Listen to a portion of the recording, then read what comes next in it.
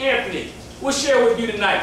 Because we need this discussion. Yeah, we're going to go at each other head on, but we still cool. We still cool. It's not a problem. Matter of fact, I appreciate a person like that that's going to challenge me than a person that's going to just say, oh, I believe everything you say. I'm not going to do any research. I'm just going to believe everything you say. It's fine. Shame. Shame on us.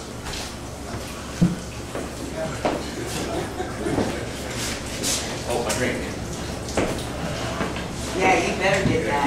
I think that was a teach move right there, leaving the drink. Ready?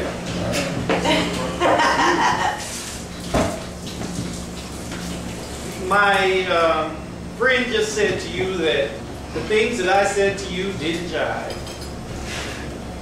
He just got through saying to you that a republic is ruled by laws.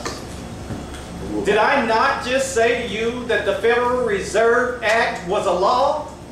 That jives pretty good to me.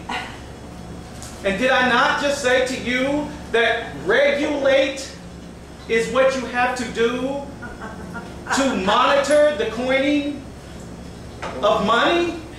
That jives pretty good to me. So that when you want to talk about how money is ran in this country, I agree that, like you said, there were several other things set up before you set up the Federal Reserve. Why do you think they set up the Federal Reserve? It's because the other central banks did what the Constitution said, and that was to coin money, but they did not regulate money. Let's keep it real. The reason why they failed is because they coined money, but they did not regulate money. So that in 24 different states, you had 24 different currencies. And they were going to this central bank and saying, we want our currency produced by your bank. So that it was a situation in which the coinage of money, which was set up by the Constitution, was happening, but the regulation of money was not happening. And that is why you had a law passed, republic, remember, ruled by law? You had a law passed in 1913 that says Federal Reserve Act. It's not a building, it is a law. And that law dictates what that system can do. Now, we get back to how do you secretly push through a bill? Remember this whole, oh, they secretly pushed through the Federal Reserve Bill. How do you secretly push through a Federal Reserve law through 365 people in the House and 100 people in the Congress and get the President of the United States to sign it without anybody knowing? Really? Secretly? How'd you pull that off? I'd love to know how you pulled that off. Because if you can pull that off, you're better than Houdini. Now,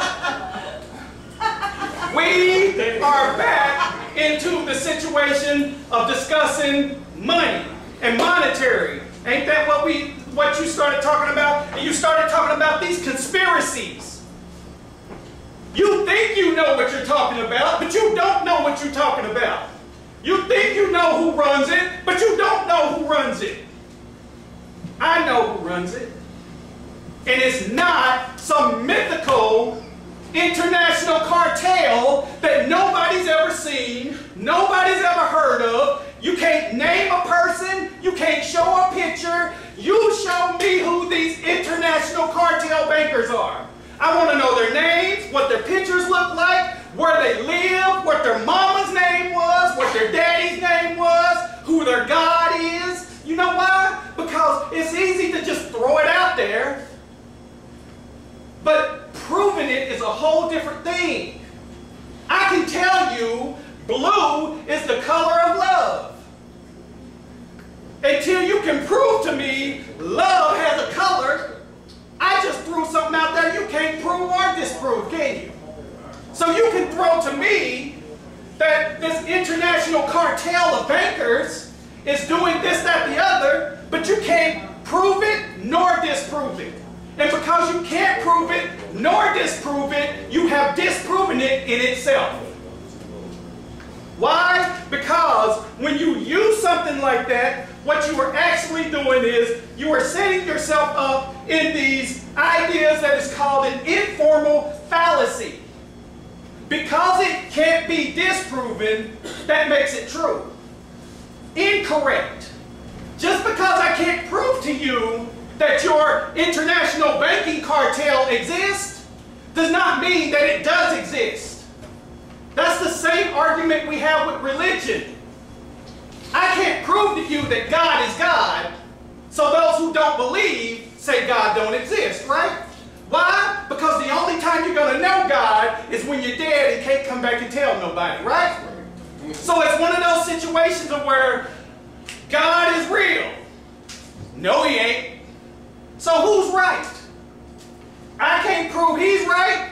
He can't prove you right. Why? Because it's one of those fallacies of where right don't mean wrong, wrong don't mean right. And that's what you got with these international cartels. You give me some mythical person, some mythical group that no one can prove exists or don't exist, and then you tell us believe it because you can't prove it's wrong. Well, you can't prove it's right. Prove to me it's right. Prove to me that this international bankers cartel exists. I want to know where their offices are located, what street it's located on, what country it's located in, who's the president of it, who's the secretary. Show me where these international bankers exist. And once you show me where these international bankers exist, what happens when they get old and retire? What happens when they die? Who replaces them? If this is such a secret group, how the hell do you get in it? That's what I want to know. You're making this out to be when God dies, who replaces God? Oh, God don't die. So I guess the international bankers don't die either, right? They just stay the international bankers forever. Is that how it works? Because right now, I don't seem to understand where these international bankers are coming from. Because you know what? If there was a such thing as I'm not saying that you don't have some group that is a group of international bankers. I'm saying you don't have a group that is a group that controls the world through international banking. So it is a system of where, yes, you can get the presidents and CEOs of every bank in the world to come together and say, let's discuss money.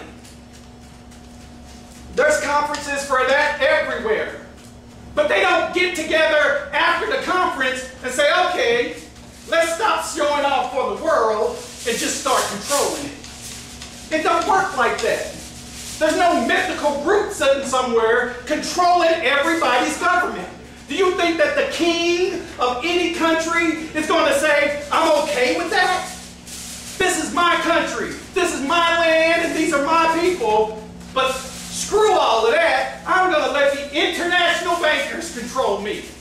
You think that's going to happen? The answer is no. That's not going to happen. Why? Because the arrogance and egos of that king is not going to allow